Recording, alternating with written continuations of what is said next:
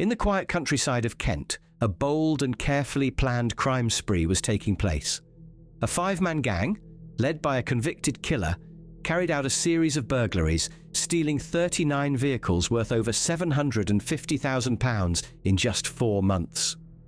This wasn't just random car theft. Every stolen vehicle had a purpose. Some were shipped overseas, others were stripped for valuable parts, and many were sold to criminals who used them for illegal activities. The gang operated like a well-run business, moving quickly and avoiding detection. But as with many criminal enterprises, their downfall was inevitable. A mix of reckless mistakes, growing police attention, and sheer bad luck would ultimately bring their operation to an end. Among the gang members, one name stood out: Michael Johnson. At just 25, he was already a seasoned criminal with a violent past.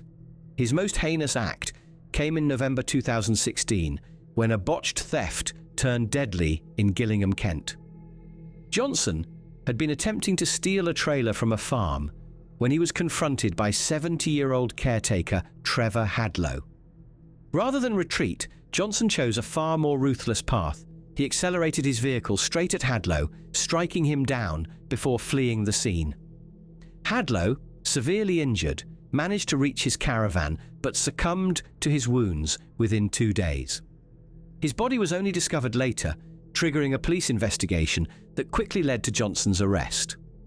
What made this crime particularly chilling was Johnson's complete disregard for human life. He didn't panic or attempt to help his victim. He simply drove away as if nothing had happened. Investigators later discovered that Hadlow had lived and worked on the farm for years, well known in the community as a hard-working and kind man. His death sent shockwaves through the area, and police were determined to bring his killer to justice. But Hadlow wasn't the only victim of Johnson's reckless behavior. Just 4 months earlier, in July 2016, Johnson had already demonstrated his dangerous mindset when he deliberately drove into a traffic warden in Eastchurch, Kent. The warden, David Drury, had been issuing Johnson a parking ticket when Johnson suddenly accelerated, knocking him onto the bonnet before speeding off. Okay. If you...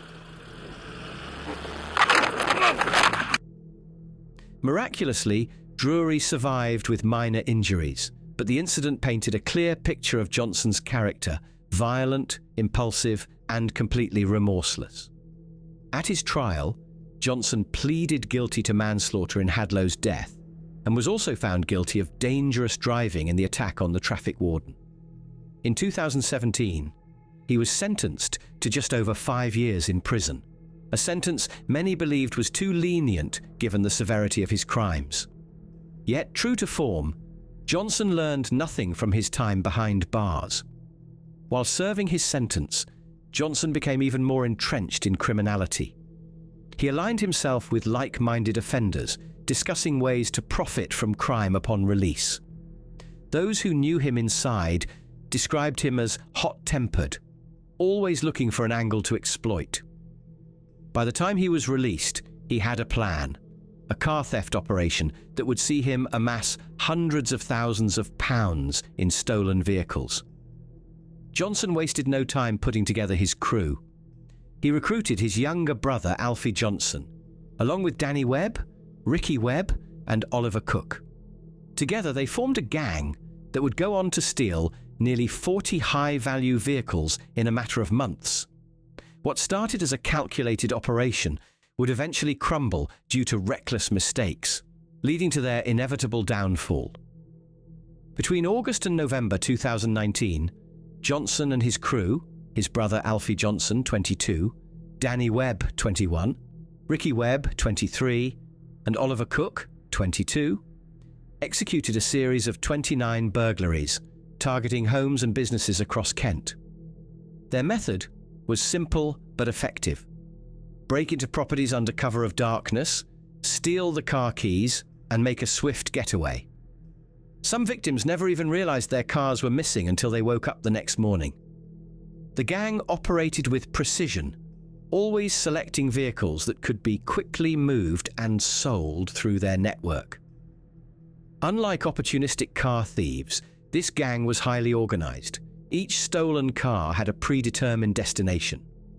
The most valuable targets were high-end models, particularly Mercedes and Land Rovers, which were in high demand overseas, especially in Ghana. These vehicles could fetch the highest profits due to the limited risk of recovery once exported. For cars that couldn't be shipped abroad, the gang had multiple alternatives. Some were sold intact to other criminals who used them for cloning or further crimes. Others were dismantled and sold for parts, with individual components fetching between £5,000 and £15,000, depending on the make and model. The gang also used a method known as key burglary, where they specifically broke into homes to steal car keys rather than hot wiring vehicles on the street. This approach allowed them to bypass modern security systems and ensured they could drive away undetected. The stolen cars were often kept at hidden locations for a short time before being moved to their final buyers. Some were taken to chop shops, where they were stripped for valuable parts, while others were quickly transported to docks for shipment overseas.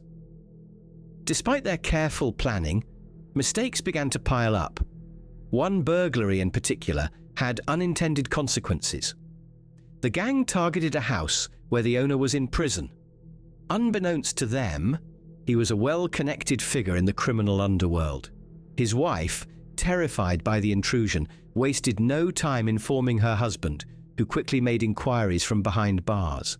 The gang soon realized their blunder and made a desperate move. They phoned from prison to apologize, insisting they had only intended to steal the car and had no desire to target the home itself. But by then, the damage was done.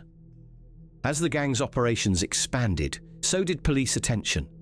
Their relentless string of burglaries had created a pattern, and law enforcement was beginning to close in. The once meticulous operation was unraveling, and it was only a matter of time before their luck ran out. Criminal enterprises often unravel due to complacency, and for Johnson's gang, it was no different. At the height of their operation, they were stealing cars almost every night, growing bolder with each successful heist. But confidence led to recklessness, and by August 2019, their carefully planned operation was beginning to spiral out of control. On August 8, 2019, the gang stole a Mercedes from a house in Welly. Just hours later, at around 3:10 a.m., they targeted another property on Marfield Street. 3 masked men forced their way inside, ransacking the home before making off with a Mini Cooper, another Mercedes, £50 in cash and several bank cards. But this time, they made a critical mistake. A police officer on patrol noticed the stolen Mini and began tailing it. The driver, clearly spooked, attempted to outrun the officer, but in his desperation, he lost control and crashed. The driver managed to flee the scene, but in the chaos he left behind a crucial piece of evidence, a balaclava. Forensic tests later confirmed that it contained the DNA of Danny Webb. This was the first major breakthrough for the police. Until now, the gang had largely managed to evade detection, but Webb's DNA provided a direct link to the crime spree. However, instead of laying low, the gang continued to take risks. The stolen Mercedes that had escaped the initial crash scene was later involved in another accident, and once again, Webb's DNA was found inside. Now, law enforcement had a clear target and the walls were closing in. Realizing they were under increasing scrutiny, police intensified their efforts. Oliver Cook and Ricky Webb were the first to be arrested, dealing a significant blow to the gang's operations. With 2 of their members taken out of action, the remaining criminals had fewer resources and greater pressure to evade capture. But instead of stopping, they doubled down. Johnson and his brother Alfie, now operating with a depleted crew, attempted to continue their high-stakes thefts. They managed to steal several more luxury vehicles, including multiple Range Rovers and an Audi Q7, all of which were quickly shipped abroad. However, their once flawless system was starting to show cracks. Increased police patrols, rising media attention, and the arrests of their associates meant their days were numbered. Their once meticulous planning had given way to carelessness. The gang had lost its structure, and with each stolen car, they were getting closer to capture. Their luck had officially run out. It was only a matter of time before law enforcement caught up with them. With their gang dismantled and police closing in, Michael and Alfie Johnson, the last two remaining members, knew their time was running out. The brothers decided to vanish completely. They ditched their phones, abandoned their usual hideouts, and moved from place to place, hoping to stay one step ahead of law enforcement. Their primary mode of transport was a stolen BMW, allowing them to remain mobile while avoiding detection. But what they didn't realize was that this particular car would be their downfall. The BMW had been fitted with a tracking device, a detail the Johnsons had overlooked. While most police vehicles lacked the necessary equipment to monitor real-time tracker signals, officers collaborated with the tracking company to follow the vehicle's movements. When the BMW's location was finally pinpointed, officers moved in, only to find the car abandoned. The Johnson brothers had once again managed to slip away, but this time the police weren't giving up. Determined to put an end to their crime spree, authorities intensified their investigation. Every known associate, family member, and past connection was placed under surveillance. Police knew that at some point the brothers would slip up, whether by seeking help, returning to a familiar location, or making an unavoidable mistake. The net was tightening, and the Johnsons were running out of places to hide. Their luck finally ran out when police received a credible tip-off. A reliable source provided the address of a location where Michael and Alfie Johnson were believed to be hiding. This was the break law enforcement had been waiting for.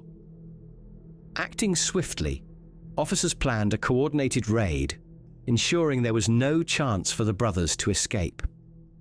In a pre-dawn operation, a heavily armed police unit descended upon the address. Entry teams moved in with precision, securing every possible exit to prevent the suspects from fleeing. Inside, Michael and Alfie were caught off guard. With no way out and no allies left to protect them, they were swiftly arrested. After months of terrorizing Kent with their high-profile car theft operation, the last two members of the gang were finally in custody. Their arrests marked the definitive end of a criminal enterprise that had stolen nearly £750,000 worth of vehicles and left dozens of victims in their wake. The police had won, and the roads of Kent were a little safer once again. At Maidstone Crown Court, the gang finally faced justice. The scale of their crimes had left dozens of victims in their wake, and the judge made it clear that their actions had caused widespread distress. Michael Johnson, the ringleader and convicted killer, admitted to conspiracy to steal and was linked to 25 burglaries. Given his violent history, including his prior manslaughter conviction, he was handed a 7-year prison sentence. As the judge delivered the verdict, Johnson lost his composure, launching into a tirade of abuse before being forcibly removed from the courtroom. His younger brother, Alfie Johnson, who had played a key role in the gang's operations, admitted to his involvement in 15 thefts. However, he attempted to argue that he had distanced himself from the crew before their arrest. The court was unsympathetic, and he was sentenced to 5 years and 2 months. Danny Webb, whose DNA had been crucial in linking the gang to several stolen vehicles, pleaded guilty but tried to minimize his role, insisting he had only participated in 21 burglaries. The court was not convinced by his claims, and he received a sentence of 6 years and 4 months. His brother, Ricky Webb, also admitted his involvement, but downplayed the extent of his participation, claiming he had only taken part in 18 burglaries. However, as he was already on prison license for previous offences, the judge took a harsher stance, sentencing him to 6 years and 8 months. The final gang member, Oliver Cook, was convicted of multiple burglaries and vehicle thefts. The judge expressed disappointment in Cook's choices, particularly noting that he had let down the mother of his child, who had given birth while he was on remand. He received the most lenient sentence of the group, 3 years and 8 months in prison. With all 5 men behind bars, the once thriving car theft operation had been completely dismantled. The sentences served as a warning to other criminal networks, reinforcing that no matter how sophisticated their methods, the law would eventually catch up with them. This was not just a group of opportunistic car thieves, it was a highly organized criminal enterprise, operating with a structured system to steal, transport, and sell high-value vehicles. Their methods were calculated, and for months, they evaded capture, making hundreds of thousands of pounds from their crimes. Yet, despite their planning, their downfall was inevitable. A combination of forensic evidence, reckless mistakes, and sheer overconfidence led to their capture. Of the 39 vehicles they stole, only 8 were ever recovered, leaving many victims without justice for their stolen property. Michael Johnson had already proven himself to be a dangerous individual. Having taken a life in 2016, he showed no remorse or intention to change. Instead, he used his time in prison to refine his criminal mindset, emerging even more determined to profit from crime. He assembled a crew of willing accomplices and orchestrated a crime spree that left homeowners terrified and law enforcement under immense pressure to track them down. Their greed ultimately became their downfall. As the gang's confidence grew, so did their mistakes. DNA evidence, careless crashes, and mounting police intelligence meant that it was only a matter of time before they were caught. Their sentencing ensured they would no longer pose a threat to communities, and Johnson's furious courtroom outburst made one thing clear. He wasn't sorry for his actions, only for getting caught. With all 5 men now behind bars, Kent's roads and homes are safer. But their case serves as a stark reminder of how organized car theft remains a lucrative business for criminals. For law enforcement, the fight against these networks is far from over.